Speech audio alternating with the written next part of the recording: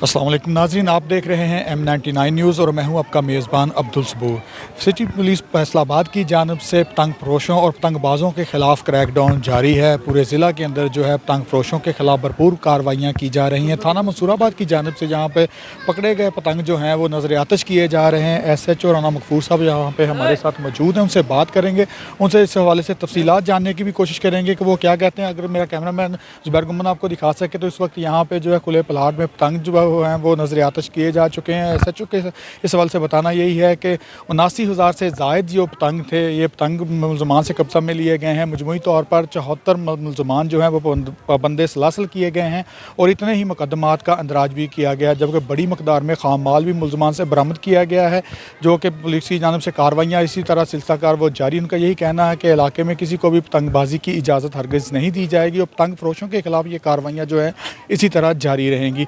City police की जानिब से जो है दीगर इलाकों में भी इस तरह की कार्रवाइयाँ की जा रही हैं और पतंगबाजों के फरोशों के खिलाफ, पतंगबाजों के खिलाफ कार्रवाइयाँ भरपूर अंदाज में जारी हैं। और दूसरी जानब मैं ये बताता चलूँ कि जो पतंग जो मुलज़मान से कब्ज़ा में लिए गए थे, पुलिस की जानिब से उनको नज़र आतिश कर दिया गया है। इंसदाद पतंगबाजी जब है उसको उसके लिए इक़दाम किए जा रहे हैं। उनका ये कहना है कि इलाका में किसी को भी जो है इस खूनी खेल की इजाज़त हरगिज़ नहीं दी जाएगी, क्योंकि केमिकल की डोर जो है जब भी वो किसी राहगीर के गले में अटकती है तो उसका गला जो है वो कट जाता है और इंसानी जान का ज़िया होता है। इस हवाले से उनका यही कहना है कि किसी को भी जो है पतंगबाजी की इजाज़त हरगिज़ नहीं दी जाएगी और इस कारोबार से मुंसलिक जो अफराद हैं उनके खिलाफ भरपूर कार्रवाइयाँ की जा रही हैं। मुलज़मान के खिलाफ मुकदमात भी दर्ज किए जा रहे हैं। और इसके साथ साथ मैं ये भी बताता चलूँ कि यहाँ पे जो है पतंग जो है वो नज़र आतिश किए गए हैं, तो पतंग नज़र आतिश किए जाने से जो है माहौलियाती आलूदगी भी फैलने का सबब बन रहे हैं। और ऊपर देखा जाए, मेरा कैमरा मैन आपको दिखा सके तो ऊपर तक जो है इस हवाले से मैं बताता चलूँ कि धुआँ और राख जो है वो उड़ रही है। करीबी घरों में इस हवाले से मैं बताता चलूँ कि राख पहुँच रही है, मगर पुलिस की जानिब से ये इक़दाम किए जा रहे हैं। और SHO इस वक्त हमारे साथ मौजूद हैं, उनसे बात जानेंगे और जानने की कोशिश करेंगे कि इस वाले तफसीलात से मैं आगाह करें। अस्सलाम वालेकुम सर। वालेकुम अस्सलाम। कहा कि यहाँ पे कार्रवाई की गई है, पतंग जो है वो नज़र आतिश किए गए, इस हवाले से क्या तफसीलात हैं आपके? जी ये मंसूराबाद का इलाका, वैसे तो फैसलाबाद में मुख्तलिफ़ जगहों पे बनते हैं माल, तो ये इस इलाके में ये ज़रा ज़्यादा तैयार होता है, मैन्युफैक्चरर्स हैं इसमें छोटे पैमाने पे लोगों को घरों में कोई 150-200 के बदले ये 500-1000 पतंगें तैयार करवाई जाती हैं।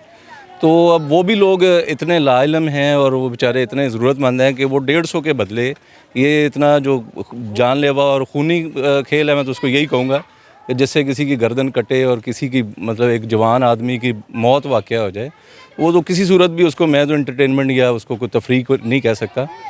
तो ये हमने अभी तक इसमें कोई 74 FIR दिए हैं, लोगों को गिरफ़्तार किया है और 80,000 के करीब तैयार पतंगें और उसके अलावा कुछ खाम माल जिससे ये पतंगें तैयार की जाती हैं, मतलब जिसमें पेपर, बांस और ये दूसरी जो चीज़ें होती हैं इस तरह की।